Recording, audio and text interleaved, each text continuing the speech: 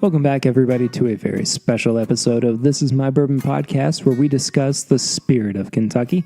My name is Perry. Thank you all so much for being here with me on this special Friday. We are about to give you a little taste of Bourbon and Beyond. I sat down, with Fred Minnick of Whiskey Advocate. He is maybe the biggest, if you drink bourbon, if you listen to this show, you know who Fred Minnick is. He is maybe the biggest bourbon and whiskey writer in the world. And then we also sat down with Chef Edward Lee of Milkwood in Louisville. He has some restaurants, not just in Kentucky, but outside of the state as well. We are actually going to be at Bourbon and Beyond come September. We're super excited about coming to you somewhat live for the first time. We're looking to do some artist interviews as well, aside from sitting down with some of the big bourbon names. And I'm smiling as I say this because I'm just so excited about this opportunity to bring to you some different content, as well as get the chance to see some of my heroes, our heroes in the bourbon community. So, but before we get there, I want you to listen to and enjoy this episode where I sat down with Fred and Edward, and I hope you. Well, I hope you enjoy it. So here we go. So both of you guys just came out with new books. Recently. Yeah. I want to say congratulations, of course, first off. Fred, first, though, I want to ask you, what kind of led you to wanting to step out of the whiskey world? Well, I'd written several books on whiskey, mm-hmm. and, my first step out of it was rum. And I've always loved rum, and I've always wanted to write a book about rum. But there's a lot of crossover with rum and whiskey. Mm-hmm. For example, we in part went to war with England because we didn't like rum tariffs and molasses tariffs. And when we were a new country, we ended up tariffing rum and molasses to make sure it wouldn't go to England, and also help whiskey. So that was a big reason why we had that. My mead book, which comes out in June, that was really I'm fascinated with anything historical. So when I had the opportunity to write about Vikings and ancient Greece and the Romans, I had to take advantage of it. Of course, yeah. Now, Edward, your book is mostly about your journey mm-hmm. as a chef, and less about your recipes that you adhere to. What is it that kind of separates your story from others in the so field? The book is actually, it's not all about me. It's actually a journey that I took. So it's 16 different cities, and I kind of tell the story of immigrant cuisines around America. And it's ultimately it's a personal journey. Sure. There's some of my story in there, but it's really about this really beautiful food, this sort of melting pot food that I found all over the country. Interesting. So what is it really that kind of inspires you as a chef? I'm just endlessly curious. I like going out, and I think the traditionally chefs have been in. They've been sort of resigned to the four walls of their kitchen, and I feel like in today's world, just like Fred's kind of exploring things outside his world of whiskey. Like I go out there and whether it's television or books or magazine articles, like it's the travel aspect is so important to me, and the more I travel, the more I see, the more I learn, the more I want to sort of show the world the things that I've learned. I also want to say Edward's one of the most talented people you'll ever meet, period. And so it's like... I paid him to say that. It's like anything he does... Did you pay to get into Bourbon and Beyond, too? Yeah. No, you kidding me? He's the culinary of Bourbon and Beyond. But anything he does, it's like, as somebody who loves art and like consuming cool information... of course. He's always given that. It's just like, he's brilliant with words and food. Well, thank you. This is an interesting dynamic that you guys have together. How long have y'all known each other? Oh, shit. Decade? Yeah.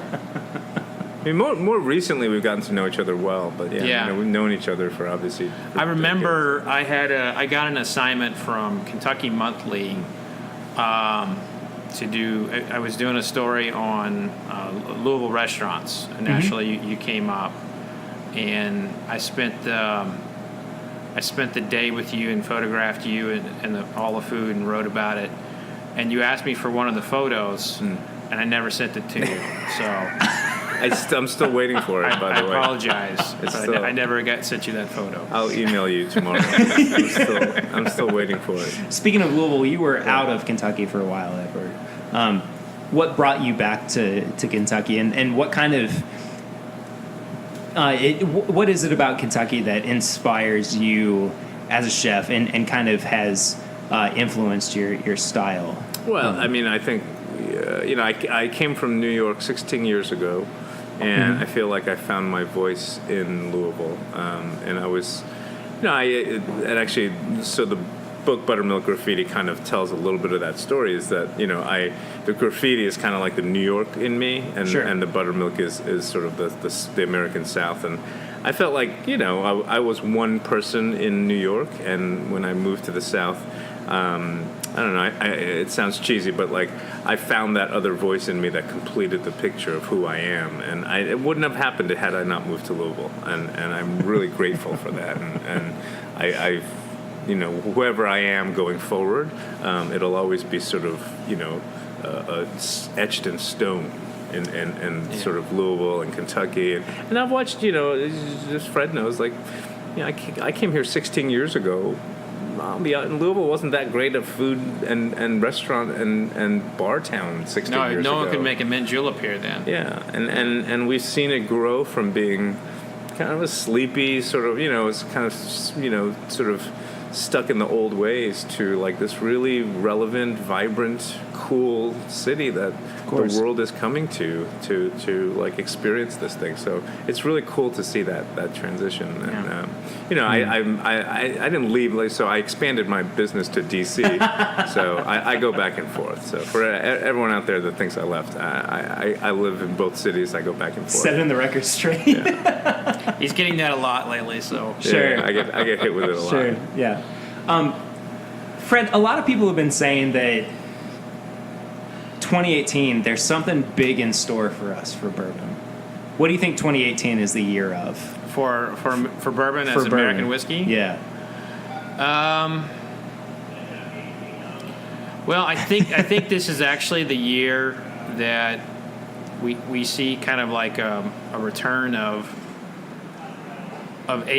premium age stated really great bourbons that kind of went away for a little bit. Sure. The unfortunate, so that's the part of it from a taste perspective. The bad part is they're going to be really expensive. Like you're already starting to see it, like the price points of things like Old Fitzgerald 11-year-old, the King of Kentucky, which is coming out soon from Brown-Forman. Those things are going to be extraordinarily priced. In terms of like, that's from just the pure bourbon side. But I think like, this is the year that bourbon starts ascending more into pop culture and the mainstream. And Ed, this is something that we're a part of. Bourbon and Beyond is a big part of that, and it's part of like bourbon taking that next step into artistry of other, into other aspects of life. And this year with Bourbon and Beyond, there's Edwards, curating the culinary. You've got Sting on stage, Robert Plant, Lenny Kravitz, John Mayer, any number of great bands. But that is something that 15, 20 years ago, no one in bourbon could ever imagine. And even when bourbon was starting to boom and when it reached its height, people still could not imagine bourbon actually headlining over actual rock stars. Sure. And I think that's kind of what sets Bourbon and Beyond apart from everything that's come before, is that it literally is the headliner. I mean, how many times have we said that over the past almost a year now since it's become a thing. And I heard the Pope drinks bourbon or something like that. Yeah, now the Pope has got a bottle of Pappy. We Was should, it 23 For years? God's sake. we should get the Pope to do Bourbon and Beyond. He You could, know, he could just like give a sermon at Bourbon and he Beyond. likes music. Yeah. I don't know if Sting's How cool would his be that? flair, but I wonder if he'd be the headliner then. he'd mean, want to do service. He might really love Led Zeppelin. So, Robert Plant's going to be there this year. Yeah, Stairway to Heaven, right? Maybe the That'd Pope be comes great. out to Stairway to Heaven That'd be pretty and does communion. Just a cameo. That'd be cool. Are we going to hell for talking about this? Do I need to cut this out of the No, the you're episode? fine. You're fine. So I'm gonna kind of pose this to the both of y'all. What was it that kind of attracted you or made you want to get involved with Bourbon and Beyond, Well, or the idea of it? Yeah, I listen. I've actually, and Fred knows this, and we've been on think tanks together, and we've been actually pushing for a bourbon festival for years. I mean, we've always felt like, and I think you agree. The bourbon festival in is it Bardstown, Kentucky? Though it's very popular and big, and I thought like there was still room to do a one that was Louisville centric, and the mayor had a think tank, and we kind of went back and forth, and so when the guys from Danny Wimmer came down and wanted to invest in it, I think we were all on board from day one. Yeah. I was not actually a part of those think tanks because, for most in the mayor's office, I'm still a journalist. Sure. So while I'm very warm and receptive over there, most people, when I come into meetings now, they start the whole thing off with like, Fred, this is off the record. So like if I'm ever doing anything in association with Bourbon and Beyond, for planning or whatever, it all starts with, it's off the record. And it's like, come on, guys, come on. But when they came to me and they kind of gave me their vision, I thought to myself, this is exactly what bourbon needs. This is what bourbon needs to take that next step. Because what happens is, the inevitability of any show like that tends to be very whiskey centric. It gets the same customers every single year. Sure. And like people who go to a lot of these festivals, they see the same people. That's fantastic. That's great.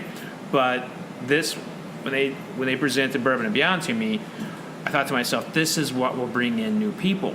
Mm-hmm. This will capture people that bourbon would not get otherwise. This is going to get a Sting fan in Germany or a Led Zeppelin fan in Seattle. And it's going to convert them in from whatever they are into bourbon fans. Right. And to build on that too, Eddie Vedder played last year. That's exactly right. My dad is a big Pearl Jam fan. He had friends coming in from Scotland. Oh wow! Just to see Eddie Vedder play.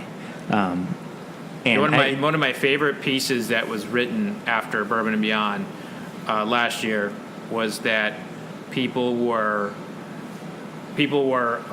analyzing how many people were hanging out in the big bourbon bar versus just watching the music, and they were actually doing both because you could do both. Yeah. And to me this is like one of those great next steps, not just in bourbon, but in kind of like this culinary pairing that we have in life, is that I believe you can pair food and music, or food and drink to music, and imagine like just listening to your favorite band ever and with the best bourbon ever. It's great.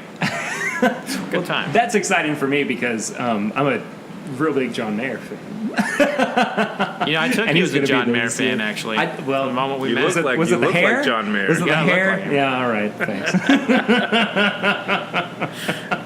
He's good. You're a lookalike. Yeah, I'm also a guitar player. I'm very much inspired by his work, but that's completely off topic. But anyway, It's all good. Edward, how do you kind of incorporate bourbon into your food and some of the recipes that Well, you do? I think the restaurants here, because people from Kentucky eat out at my restaurants.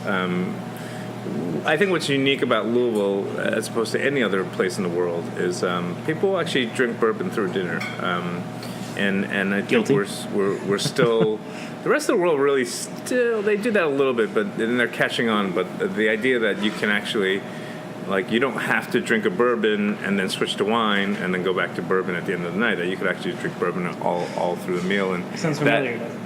Yeah. that influences how I design menus and design recipes, and because I want to make food. And I also just, intuitively like food that's very bold and aggressive and spiced and smoky, but those tend to be flavors that go perfect with bourbon. And so I love it when people just kind of, sit down and look at the menu and go, oh, there's nothing wrong with wine. But when they basically say, oh, I can drink bourbon, my favorite bourbon all through dinner. And that's just something that's very unique to Kentucky. And so I take advantage of it, and I'm thrilled by it. So how did that kind of influence your, you're one half of the Jefferson's chef collaboration. How did that affect your experience with that then? With making of the bourbon? Yeah. Well, so Jeff, Trey is kind of he takes the lead on it. We basically sit around and drink. It's not really like I'll be honest. There's not really like this huge technical thing. It's not scientific, sure. But we have different expressions and ages and rye and bourbon, and we just kind of pour it into glasses, and we someone keeps track of the percentages and the ounces, and that's good. Someone else is doing the hard work. Yeah. So someone, because after like 6 or 7, we're like, what was in that? I don't remember. But it's fun, I guess, Trey sort of, it's truly a collaboration. Like I just have I don't know how bourbon is made on a very technical level. I know flavor and I know what I like, and so whenever something hits on it, basically what'll happen is I'll say to Trey, like, can we make it a little spicier? And he'll go, okay, I know how to do that. So he'll kind of mess with the percentage, and I'll say, why don't we try it a little sweeter? And then he'll mix with it. And so we kind of do that, and then we hit something that we like. I mean, it's very good. So Yeah. I mean, it What works. the chef's collab for me is it's a whiskey, technically not a bourbon because there's rye in it. Sure. But it's a whiskey that you can have throughout dinner. That is not overly aggressive. To me, it's very round. It's very pleasing. Of course. It's not like hopefully it's not a luxury bourbon. It's not a too aggressive. It just kind of like. It's round around the edges, and I think that's the kind of bourbon that you want to kind of sip through all night, and that's what we made it for. We made it specifically to go with food. Good deal. So I'm going to, of course, try to bring it back around to Bourbon and Beyond. That's what we're sitting here talking about. We're supposed to be talking about, at least. Talk about whatever you want. Well, we talked about it a little bit. That's true as well. Yeah. What can we kind of expect from Milkwood or just you in general? At Bourbon and Beyond this year. I'm doing. I don't know if the tickets are still on sale, but I'm doing a really cool dinner at the Ali Center with Tom Colicchio. Okay. So that'll be pretty badass. And then, I'm just looking forward to being out there. We have all these different live action stages. I think Whiskey Dry is going to do a burger station over there. So we'll be all over the place, and we're trying to get some of the musicians to take some cooking classes while they're backstage, and we're trying to get all the we've got some really. If you guys haven't looked at it, the visiting chefs, Sting's cool and all, but having Aaron Sanchez and Stephanie Izard is to me, they're the real rock stars because I'm a chef. So I'm actually more excited about the chefs that are coming to town. There's truly talented people coming into town. So definitely don't miss out on the food aspect of it. I think it's what sets this music fest apart. And a lot of the feedback I heard last year was people were so impressed and so happy with the food part of it. That if something is not unexpected, because most of the time I've been to other music fests before and the food kind of sucks, and to get like actual food, curated or made by a chef while you're drinking bourbon, while you're listening to music, it's pretty unique. Yeah, it's that he's spot on about the chefs. It's like a who's who list, and we're talking all the major shows are represented. And you've got and they're going to be cooking for you.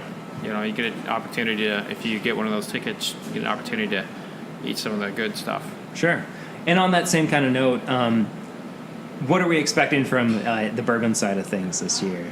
Well, bourbon. So the Anchor, the big bourbon bar, where there's a lot of bourbons in there being poured either straight or in cocktails. That'll be back. Good. And there's going to be what they call activations, where it's basically like their Rabbit Hole has a speakeasy. Larceny has an area where you can pair pizza with Larceny, and they've got a secret like code password for you to unlock something there. That sounds awesome. There's a lot of cool things like that, and then this, I curated more than 30 workshops, and we basically are getting in the down and dirty of how bourbon's made, the families behind bourbons. But the one thing that I'm most excited about, and it's the first time it's ever happened, is that I'm getting Jim Beam's Master Distiller Fred No and Jack Daniel's Master Distiller Jeff Arnett on the stage. Cool. And we're going to settle some things in American whiskey, and so that's going to be a lot of fun. We're also doing this thing where I call it a family affair, and I get the Van Winkles on stage, and we talk about what it's like growing up in whiskey, the Russells, right, the Coles Fiends from Willett, and then we talk about yeast, we talk about barrel entry proof. We got a lot of cool stuff. And one other thing is if you're in the trade or you're in the business, there's Stave and Thief is going to have ongoing classes there, right, where you can get your executive bourbon stewardship and okay, become certified cool, while you're there. Gotcha. If I can make a suggestion, I think the Rabbit Hole secret bar should be dug underground like a true rabbit hole. That would be you so have cool. And you have to just like sit in this bunker underground and drink That'd be whiskey. so cool. And, I don't know if I would leave it. at that point. Yeah. And Death and Co. is doing the Rabbit Hole bar, and they're a famous bar Yeah, that's in gonna be New cool. York. Very cool. So I want to wrap it up with a couple kind of fun questions, I guess. They're all fun. Well, sure, Yeah. but maybe more nebulous, I guess. Sure. If you could have anybody, Fred and Edward too, attend or play the show or play the festival, who'd be your dream guest?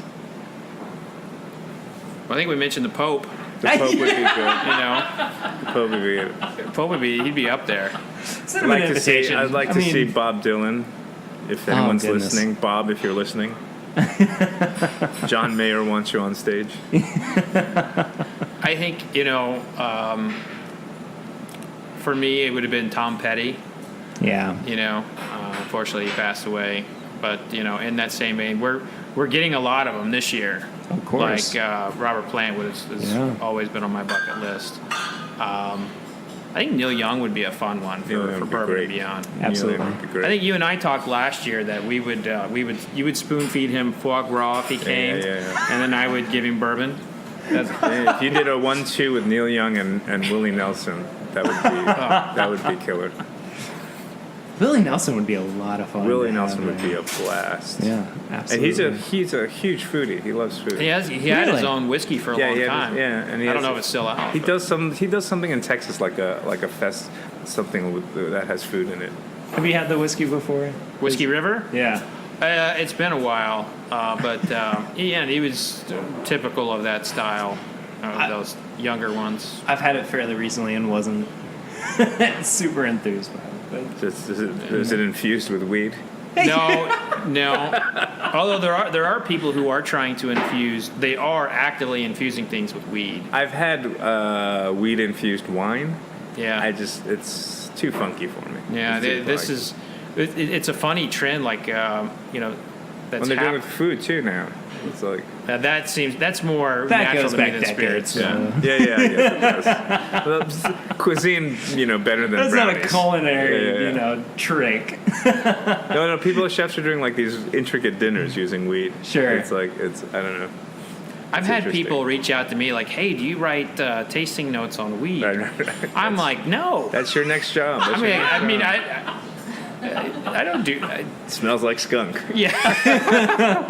Like what would a marijuana tasting note look like? Oh, they're out there. Yeah. They get pretty. You get extravagant. It has a hint of.